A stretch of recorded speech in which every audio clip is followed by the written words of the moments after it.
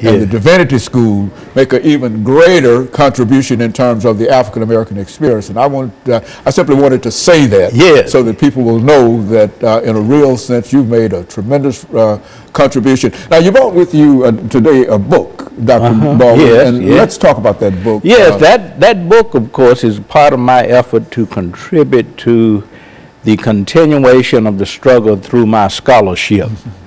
Dr. King always said, Martin Luther King Jr. always said, that education is a major component of the civil rights program.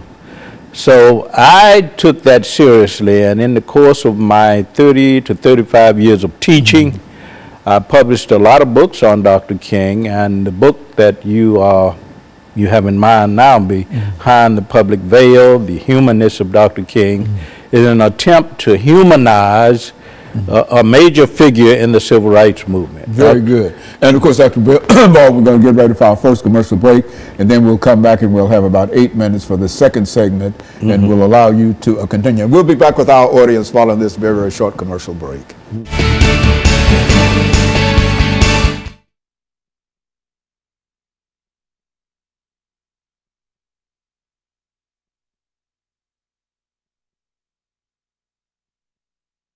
Well, you know, we've been sitting here for 35 years. Yeah. You were starting a student of August Meyer. August Meyer, that's right. That's right. That's as a matter of fact, I got to Vanderbilt because of August Meyer. Did you? He was over at Fisk teaching. And he's no longer alive. No, he and Elliot Rudrick. Yeah. He was over at Fisk, and they wouldn't allow him to come over to Vanderbilt and use the library. Oh, yes. And so when he left Fisk, he went to Kent State, and that's where I met him at, and I became one of his students. Okay. And after working a while, he said, you know where I want to send you? I want to send you back to Nashville, Tennessee. Yeah. I want you to go to Vanderbilt University. And I had a big old afro. Isn't that something? That's how I got But you were there with Darlene Clark. Darlene Clark and Bill, let's see, Darlene Clark. It's about 6 or 7 of us there. Okay. I was there. She's at Northwestern, I think, now. Is she still working? Has she retired yet? I'm not sure, but I know she was at Northwestern. She was at Michigan State. Then at Northwestern. Yeah, we were there together. We were both August Meyer students. We really had a good time in terms of studying under Dr. August Meyer, and he was a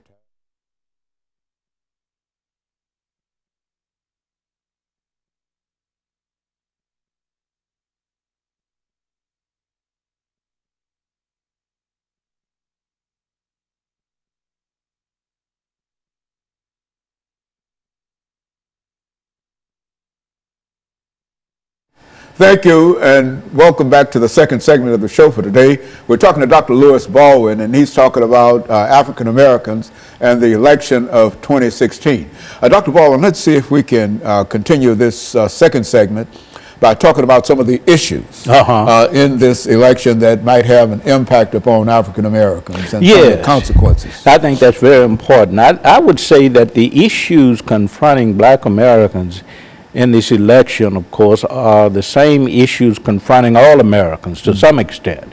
We're very interested in education, very interested in jobs, in a living wage, you know, and also issues that have to do with child care, that kind of thing. But when you look at the Black community, you're also taking into account more specific concerns, such as the relationship of the African American community to law enforcement.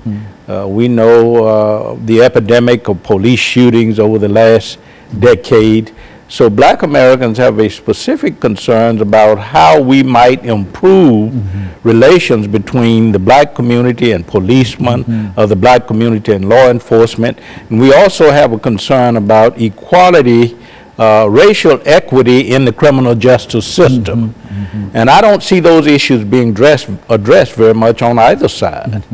Of course, we vote democratically primarily, African Americans do. But if you look at the presidential debates, 2 debates that have occurred so far, very little has been said about the black community's relation to law enforcement, and very little has been said about the criminal justice Well, system. it seems to me that very little has been said in terms of policy about many things. Exactly. With this election, but go on. Yeah, how do you deal with issues of poverty, for an example? In areas like Detroit and Chicago, how do you deal with gun violence? Essentially nothing has been said about that policy-wise. So what we're dealing with here is an African-American community that is struggling with how to cast their votes. I think most in the African-American community will remain loyal to the Democratic Party, but we have to admit that very little has been said about these kinds of issues, about issues of affirmative action, about issues of voter suppression and intimidation. These are the kinds of issues that black people hold dear. And unfortunately, we haven't seen much of this addressed in the debates between the presidential candidates. But I think African Americans will remain loyal to the Democratic Party.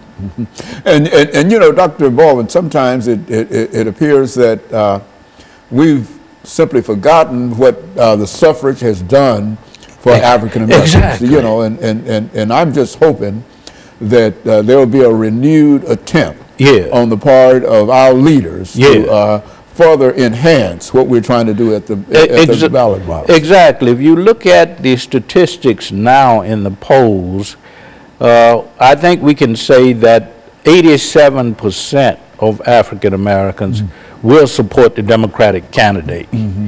Of course, studies show since August of this year, 2016, that in some states 0% support the Republican candidate. And I've seen in other polls 1% to 8% for the Republican candidate. So what you see in these polls, of course, is the continuing loyalty of African Americans to a particular party system, the Democratic Party. But again, you know, the question remains, you know, to what extent have these party systems addressed the kinds of issues that African Americans hold dear? And I think that it's true, as you indicated, that we've seen very little information in reference to what the Democratic Party can and will do in terms of policy. Exactly. But on the other hand, the other folks have said absolutely anything about it. Exactly, you know, exactly. And usually what they refer to as dog whistles and all those kinds of old ideas of taking us back a century, almost a century. And that's the point you have to be careful about. How, to what extent will we turn back the clock? And I think you're quite right that the failure to address these issues means, of course, that what black Americans feel and what they cherish have really gotten lost in this election cycle.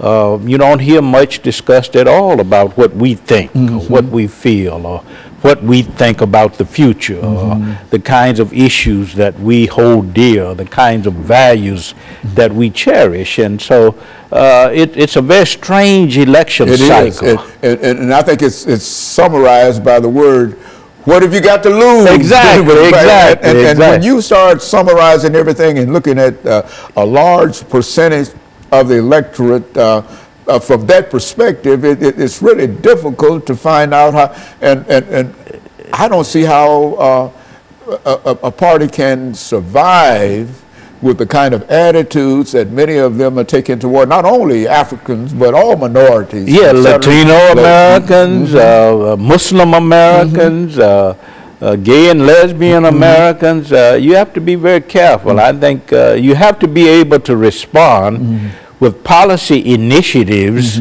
that speak to the concerns of all of these segments of our society. And unfortunately, we haven't heard very much about that at all.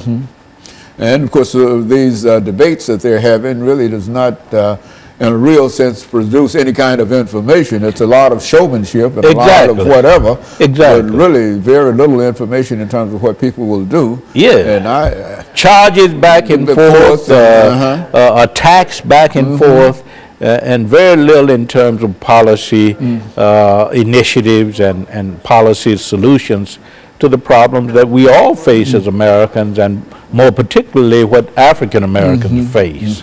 And we've been down for a long time in terms of the kind of aid and assistance that we need in terms of ability to do what we have to do. Exactly. We're concerned very much about our future in this country. What about the future of affirmative action initiatives? What about the future of voting rights? What about the future of pay equity and employment opportunities? What about the imprisonment of African Americans and the astonishing rate of incarceration in this country? You know, that's a curious thing. As many folks that are being killed in the streets by guns. Exactly. Everybody's afraid to say anything about trying to at least the gun culture and how it is contributing to a culture of violence in our country, and particularly in the black community. We haven't heard much about that not at all. And of course, what we're doing is getting ready for the second commercial break, and we'll be back with our audience following this very, very short commercial break.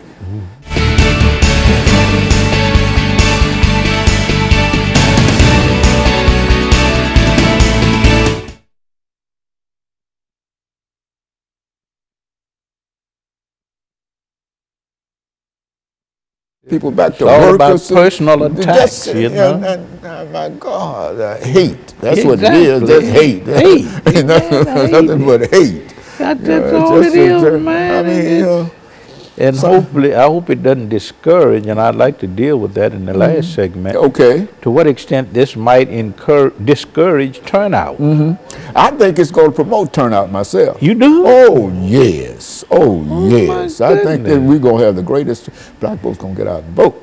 I think, and I think all of the people who have felt disenfranchised going to get out and vote. Lord, and that benefits the Democratic Party. Yeah, that will benefit the Democratic Party. I just don't see any place where folks are going to stay at home. I mean, this thing has gotten too hot. Oh, yeah, for folks. You got to say something one way or the other. You know, that's what I told my son. I said, now, and my grandson, I said, now, y'all, you tell your folks y'all got to get out and vote. I don't care who you vote for. But one other thing we need to deal with, I think, is to the extent to which the third party, the Libertarian Party, with Johnson, the extent to which he's ciphering off some black votes. That's right. That's right. Yeah. But I think Miss Clinton's going to win this thing. I'm sure. That's what all of the folks that I hear on television, MSNBC, CNN, Wall Street Journal, Huffington Post, they all show a victory. And I'm just praying that.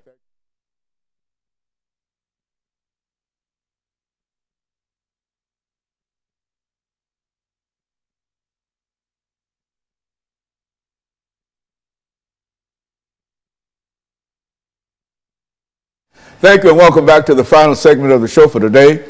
We're talking to Dr. Lewis Baldwin, and he's giving us some information in reference to African Americans and the election of 2016.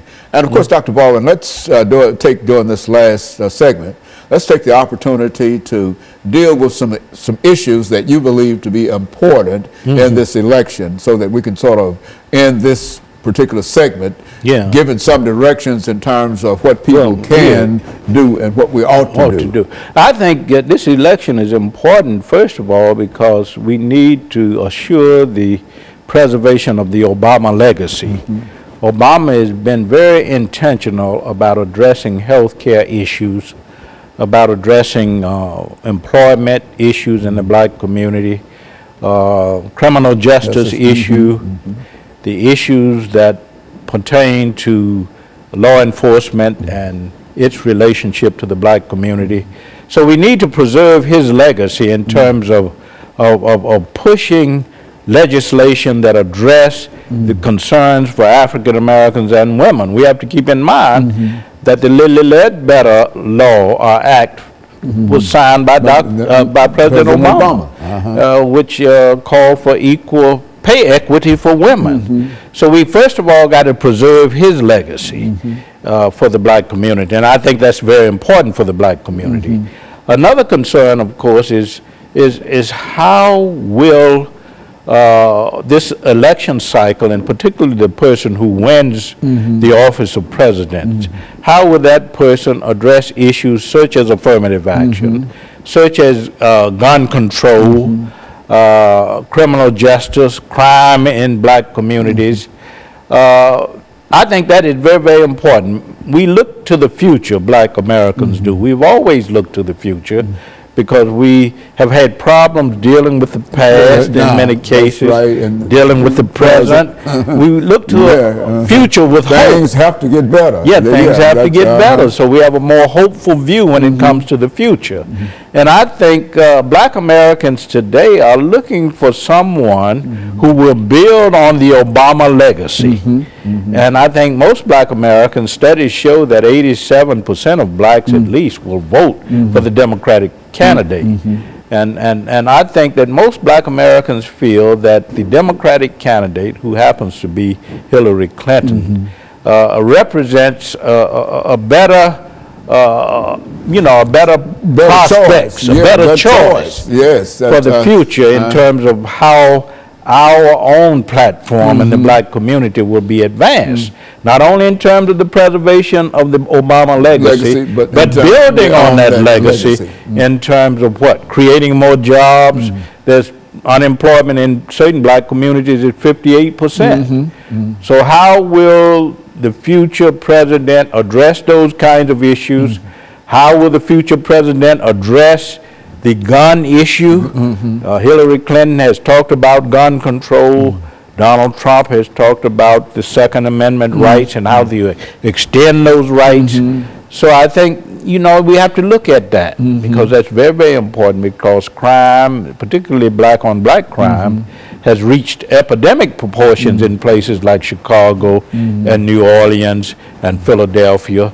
So we have to be very concerned about the candidate who wins and how that candidate will promote our agenda as it relates not only to education and jobs and the Supreme Court very important. Yes, very important. Pay equity, voting rights, affirmative action. I think these are the concerns that black people bring to the ballot as they vote for our president on November 8th.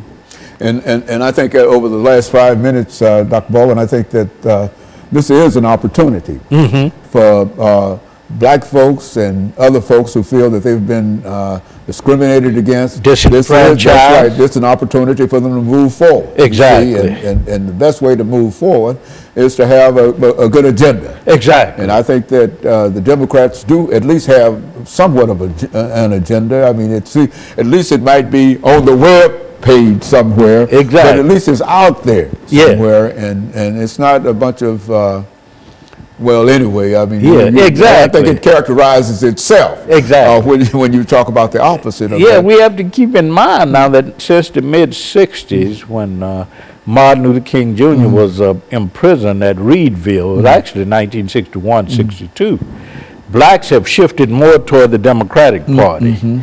And they've shifted more toward the Democratic Party because they perceive the Democratic Party as being more in line with the kinds of concerns that they have, particularly as they relate to civil rights, affirmative action, the right to vote, etc. So I think most black Americans will, in this election cycle, support the Democratic ticket to the tune of at least 87%. If you look at President Obama in 2008, he got 93% of the black vote. In 2012, he got 95%. I don't think that the Democratic candidate would reach that. But I think the Democratic candidate will at least receive 85 to 87% of the black vote. Yeah, and I think that that's a very, very important statistic because it indicates that we can be very, very optimistic in terms. And I do believe, I know people have been somewhat pessimistic in reference to the participation of Africans in this particular election, but somehow I feel you know, I feel a shutout coming on. Exactly. You know, and sometimes I wake up at night in cold sweat, Yeah. thinking that perhaps I might have to start looking for a Canadian route somewhere. Exactly. No, but seriously, I think that it is a real problem in terms of how we perceive ourselves and the threats. Yes, you but know, so that, much is happening in terms of trying to discourage turnout. We see that I think on both sides to some extent, and particularly on the Republican side. This whole idea that the election will be rigged. Rigged, yes. And I personally don't subscribe to that thinking. I don't think many people. Yeah, I think we have in the United States, in this country, one of the most sophisticated systems of voting, electoral politics, and I think that there's a lot of integrity there. So I don't subscribe to the arguments of those who think that the election will be rigged. But I do think that people of all races, of all ethnic backgrounds, nationalities, religious backgrounds will go to the polls and will vote their conscience. So I expect a lot of integrity as it relates to the electoral process. I don't expect anybody's going to be trying to cast 2 votes. Exactly. I often say that it's hard to get many of us to cast 1 vote.